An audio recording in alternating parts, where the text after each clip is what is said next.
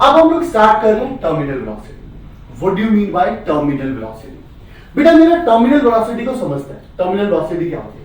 जैसे मेरे बच्चे हमने एक ट्यूब ले लिया और इस ट्यूब के अंदर पूरा फ्लूइड भरा हुआ है। अब यहां पर ना हम एक स्फेरिकल बॉल को छोड़ रहे हैं। ये स्फेरिकल बॉल को हमने इसको अंदर डिप आने के लिए छोड़ दिया, मतलब डिप कर दिया।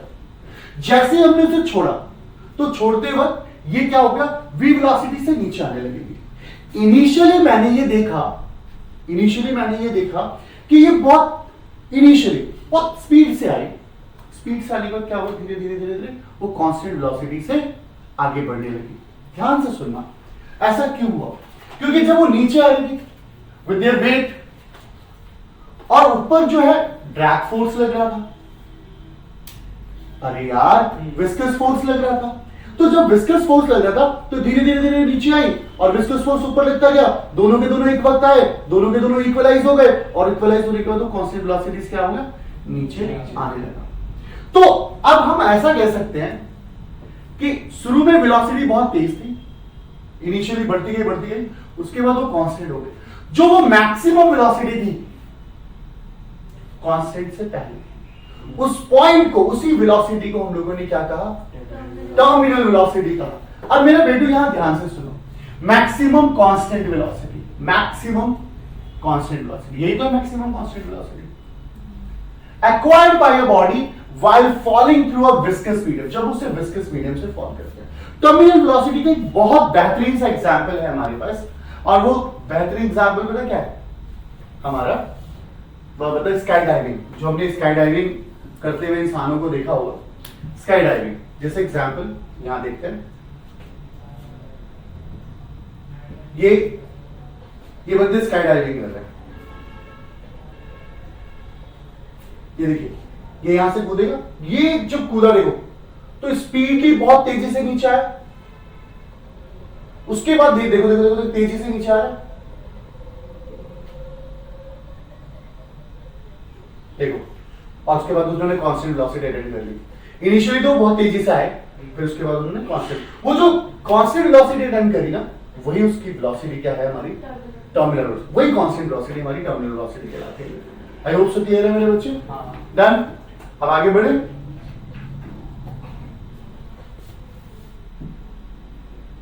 अब जरा इसको ड्राइव करके देखते हैं मेरे बच्चे, इसको ड्राइव करके देखते हैं। यहां पर क्या है, पहले आपको समझाता हूं।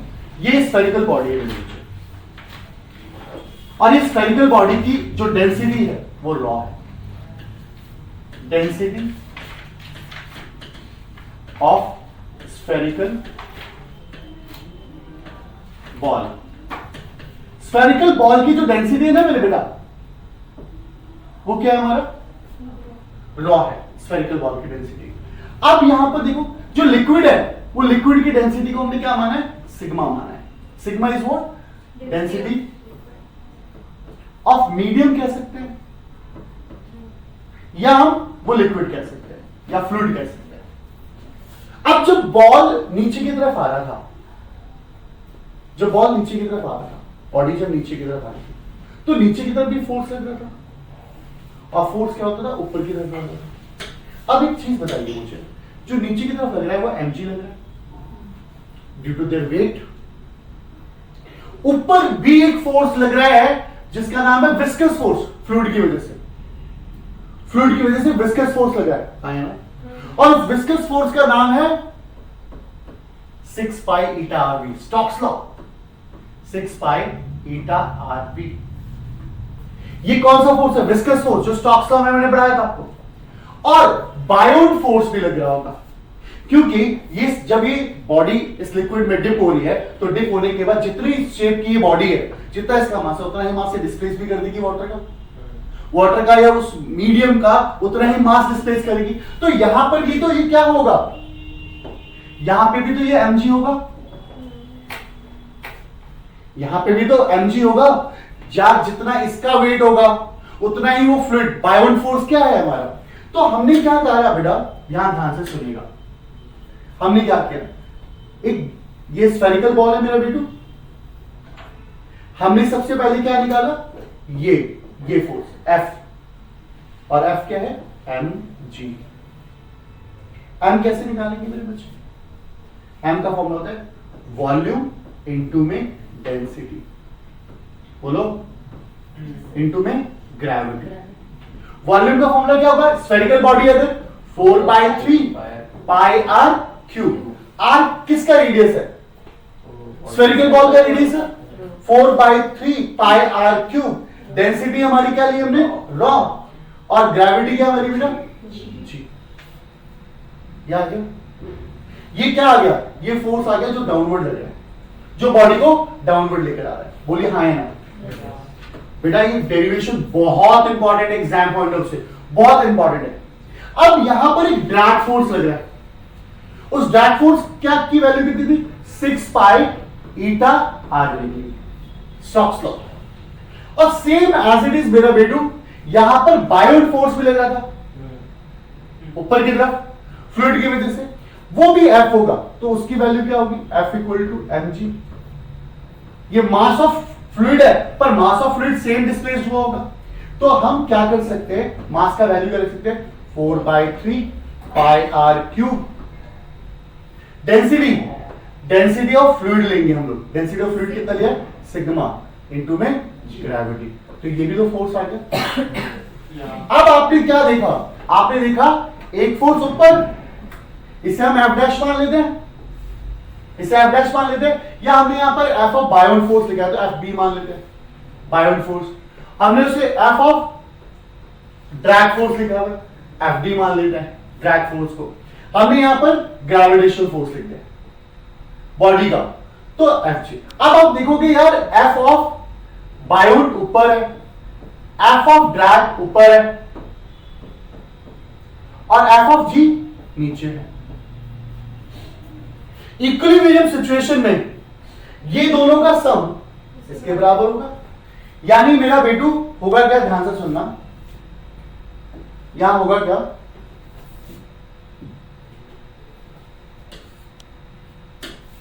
होगा क्या? यहां पे ध्यान से सुनिएगा, यहां पे होगा क्या? ये देखो,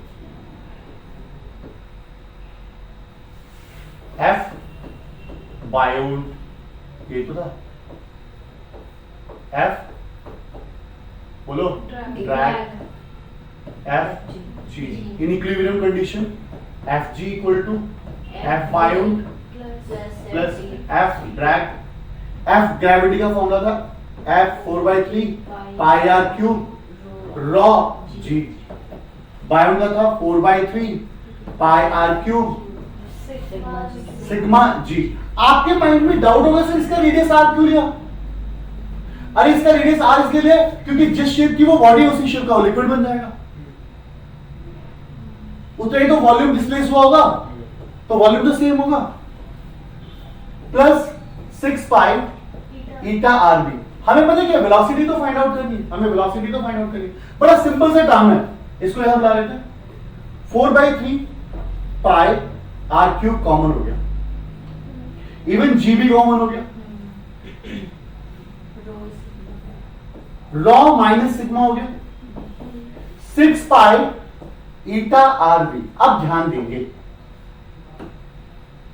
आर से आर कैंसिल आउट, यहां आर स्क्वायर बचा, पाई से पाई कैंसिल आउट, 3 2 जा 6 या 2 3 जा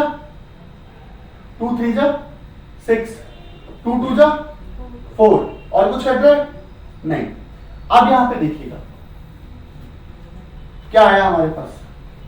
2/3 दिख रहा है आपको? R square G rho minus sigma. हमने क्या किया? नीचे ईटा को भेज दिया और 3 को भेज दिया, यानी 3 और ईटा को नीचे भेजा, तो ये v आ गया। अब मेरे बेटा v की वैल्यू क्या है? 2/9 r square G rho minus sigma upon में eta. This is the expression of terminal velocity. ये टर्मिनल वेलोसिटी की एक्सप्रेशन है। Done? This is the expression of terminal velocity. अब यहां पर एक चीज को समझने की कोशिश करेगा। एक बात बताओ मेरे बच्चे, अगर कोई मीडियम ज्यादा विस्कस है तो क्या उसकी टर्मिनल वेलोसिटी घट जाएगी? क्या अगर एक केस और है, अगर density of fluid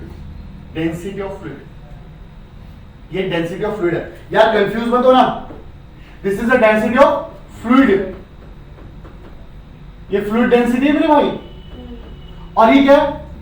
density of object, you can say body जो भी है।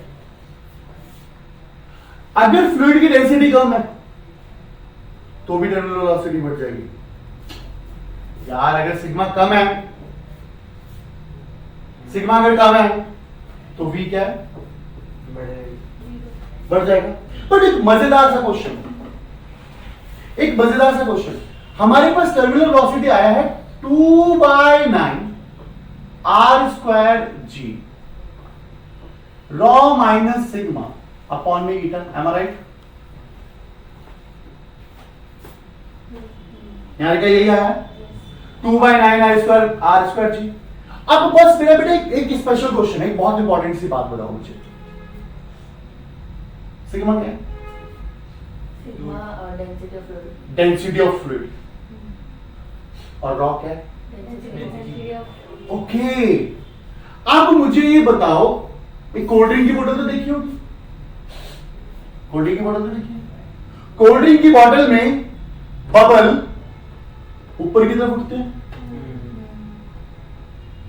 उनकी वेलोसिटी ऊपर की तरफ होती है। क्यों ऊपर होती है बबल की वेलोसिटी?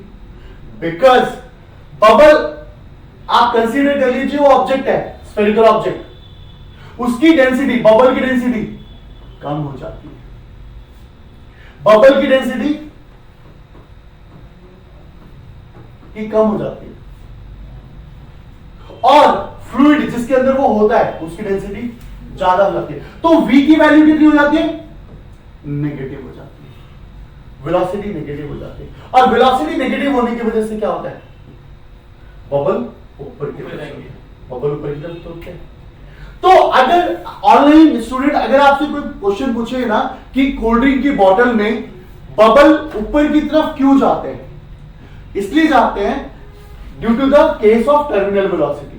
टर्मिनल वेलोसिटी के अकॉर्डिंग क्या होता है, ये जो रॉ होता है वो डेंसिटी ऑफ बॉडी होती है, ऑब्जेक्ट। तो बबल की जो डेंसिटी होती है वो कम होती है। सिग्मा क्या होता है? डेंसिटी ऑफ फ्लूइड होता है, और फ्लूइड की डेंसिटी क्या होती है? ज्यादा हो जाती है। तो टर्मिनल वेलोसिटी क्या हो जाती है? नेगेटिव हो जाती है। इसी वजह से वो बबल क्या होता है? ऊपर की तरफ उठने लगता है। आई होप सो क्लियर होगा। And this is all about the terminal velocity.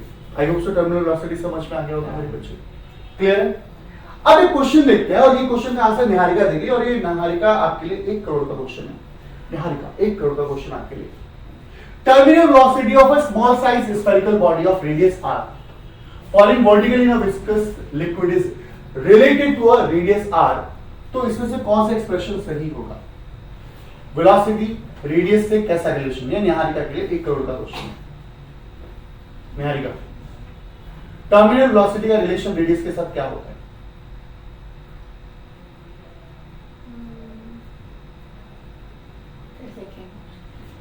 Are square है ना, दिख ही नहीं रहा। वाह वाह, 1 करोड़ में ज्यादा 1 करोड़ में ज्यादा तुम्हारी मुझे तो थोड़े पंचा समझा रहे यार। अरे सच 1 करोड़ मांगे। ओके चलो तन्वी, आप बताइए। Spherical ball is dropped along a column of viscous liquid. The speed of v of ball vary as a function time. कौन सा function? Terminal velocity और time का क्या relation है? टर्मिनल वेलोसिटी और टाइम, जैसे टाइम बढ़ता जाता है टर्मिनल वेलोसिटी अटेन होती है कांस्टेंट। हाँ, तो कौन सा ग्राफ होगा इसमें? बी हां बी ऑप्शन। यस। ये होगा? सर मेरा वाला क्वेश्चन तो नहीं, दूसरा ऐसे नहीं। ठीक है, बढ़ते जाएगा, उसके बाद क्या होगा? वो कांस्टेंट क्लियर है? Yes. ओके।